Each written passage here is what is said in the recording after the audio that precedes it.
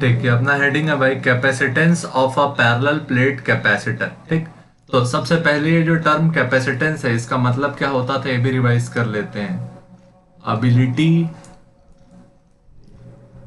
Of a conductor to store electric charge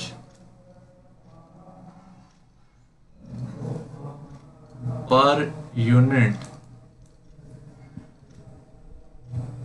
electric potential. ठीक, math में लिखोगे तो सी का वैल्यू क्या लिखते हो, charge stored divided by potential difference. ठीक, तो अभी अपन लोग यहाँ पे निकालेंगे किसके लिए value, capacitance of a parallel plate capacitor. ठीक, तो पैरेलल प्लेट कैपेसिटर पे हम मान लिए let there be a charge Q on the capacitor.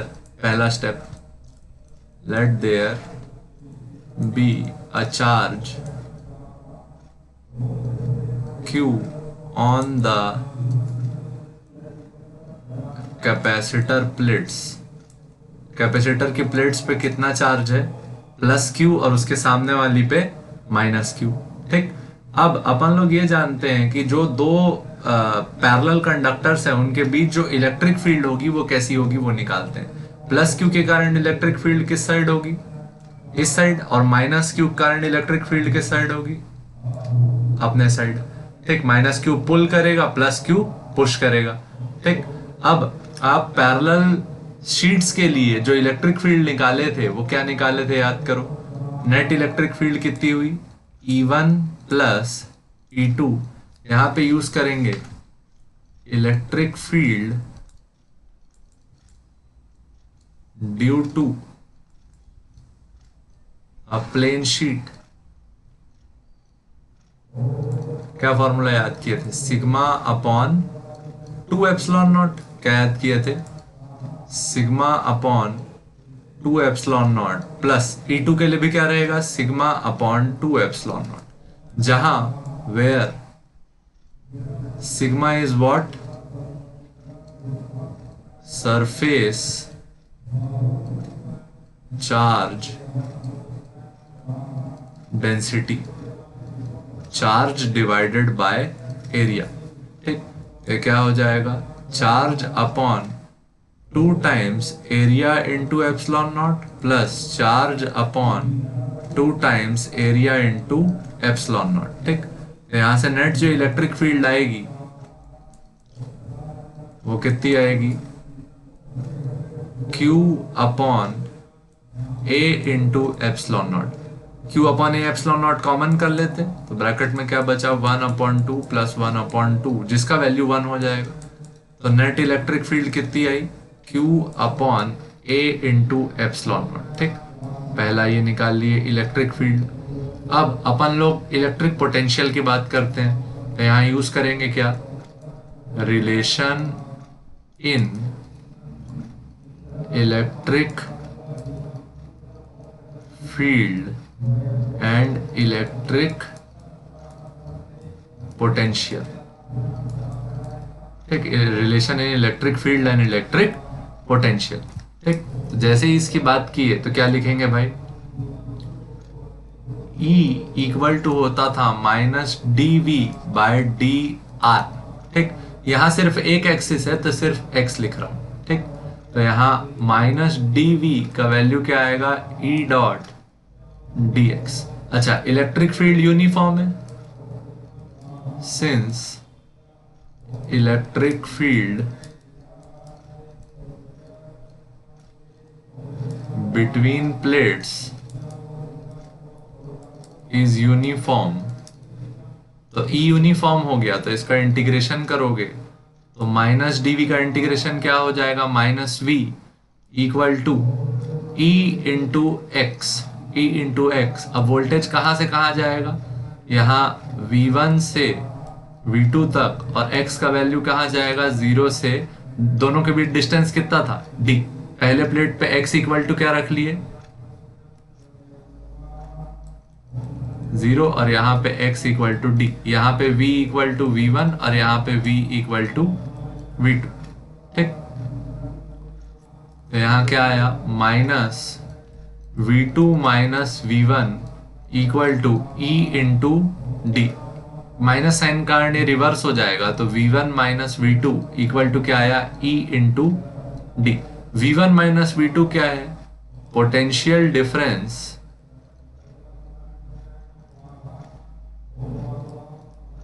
Between plate 1 end plate 2। Plate 1 और प्लेट 2 के बीच का जो पोटेंशियल डिफरेंस है वो क्या है, E इंटू डी। और E का वैल्यू क्या है, Q upon A into epsilon not, ये लिखा हुआ है Q upon A epsilon naught into क्या आया, D। ये आ गया आपका पोटेंशियल डिफरेंस, पोटेंशियल डिफरेंस यानी कि V। नेट वोल्टेज का वैल्यू ये आ गया आपका Q D upon A epsilon naught. अब लास्ट निकाल देते हैं क्या, capacitance of parallel plate capacitor equal to क्या लिखते, Q अपॉन V। V का वैल्यू अभी अभी निकाले तो क्या लिखते, Q upon Q D upon A into epsilon naught. Q से Q क्या हो जाता, कैंसल, A एप्सिलॉन नॉट ऊपर चले जाता, तो यहां वैल्यू क्या आता, C equal to epsilon naught A by D। ठीक, ये कौन सा फॉर्मेट है मैथ का, A by B by C, C transfer हो गया ऊपर। ठीक, तो क्या आया, epsilon naught A by D, ये आया capacitance of parallel plate capacitor. ठीक, ये आप लोग फॉर्मूला याद करके रखेंगे। अच्छा, इसकी जगह याद रखेंगे इफ, ये कब है, medium between the plates is vacuum और एयर। ठीक, लेकिन इसी की जगह इफ मीडियम इज, ये कब है, जब ये, but if medium is a dielectric substance, जैसे ग्लास वगैरह डाल दिए कैपेसिटर के बीच में, ठीक है, तब क्या होगा, तब अपन कैपेसिटेंस का फॉर्मूला लिखेंगे C equal to epsilon M A by D। Epsilon M क्या है, permittivity of medium, permittivity of medium. ठीक, अब बोलोगे भाई इसका वैल्यू तो दिया नहीं रहता क्वेश्चन वगैरह में, तो इसको लिए थोड़ा सा एक और थ्योरी पढ़ेंगे छोटा सा, उसको बोलते हैं रिलेटिव परमिटिविटी म्यू आर।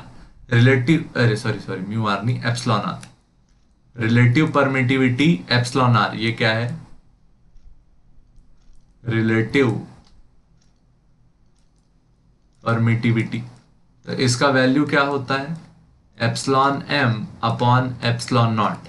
ठीक, ये हो गया परमिटिविटी ऑफ मीडियम,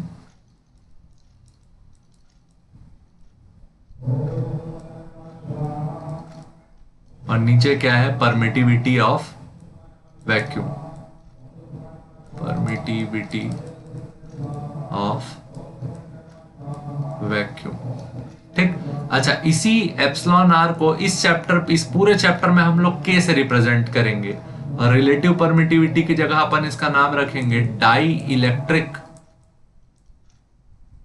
कांस्टेंट। चीज सेम है, बस पर्यायवाची शब्द है, पिछले चैप्टर में ये यूज करते थे, इस चैप्टर में इसी की जगह ये यूज करेंगे। K इक्वल टू क्या, epsilon M upon epsilon not. K का मतलब क्या है, डाई इलेक्ट्रिक कांस्टेंट। ये हमेशा क्वेश्चन में गिवन रहेगा, गिवन इन क्वेश्चन। ठीक, एप्सिलॉन नॉट को इधर ले जाते हैं, तो एप्सिलॉन मीडियम का वैल्यू क्या आएगा, K टाइम्स एप्सिलॉन नॉट। यहां से एक ऐसे कैपेसिटर के लिए कैपेसिटेंस निकलेगा जिसके अंदर डाइलेक्ट्रिक भरा है, जैसे कि ये एक कैपेसिटर हो गया, इसके अंदर पूरी तरीके से मैंने क्या भर दिया, डाइलेक्ट्रिक ऑफ कांस्टेंट के। तो इसका जो कैपेसिटेंस रहेगा उसको अपन सी डैश से डिनोट करेंगे। एप्सिलॉन एम की जगह क्या रखेंगे, K times epsilon naught into A by D. अच्छा, अब यहां से एक और ऑब्जर्वेशन करो, epsilon naught A by D जो अभी फॉर्मूला आया था वो हमारे पास किसके लिए आया था, capacitance when medium is vacuum, epsilon naught A by D. ठीक, तो सी डैश का जो वैल्यू आएगा वो क्या आएगा, के टाइम्स सी। यहां से एक तो फॉर्मूला याद किए, K epsilon naught A by D, साथ में ये भी ऑब्जर्व किए, if a dielectric of constant K is inserted completely in a capacitor of capacitance C,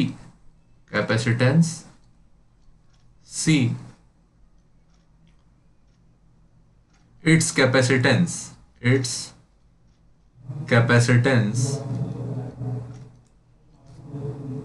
becomes k times. उसका कैपेसिटेंस कितना टाइम्स हो जाता है, k टाइम्स। ठीक ठीक भाई, ये वीडियो यहीं तक रहेगी। किसके लिए कैपेसिटेंस निकाले, parallel plate capacitor with vacuum epsilon naught A by D, और अगर डाइलेक्ट्रिक डाल दिए तो क्या, k epsilon naught A by D या फिर k टाइम्स c। ठीक, इतना याद रखेंगे, बाकी धन्यवाद।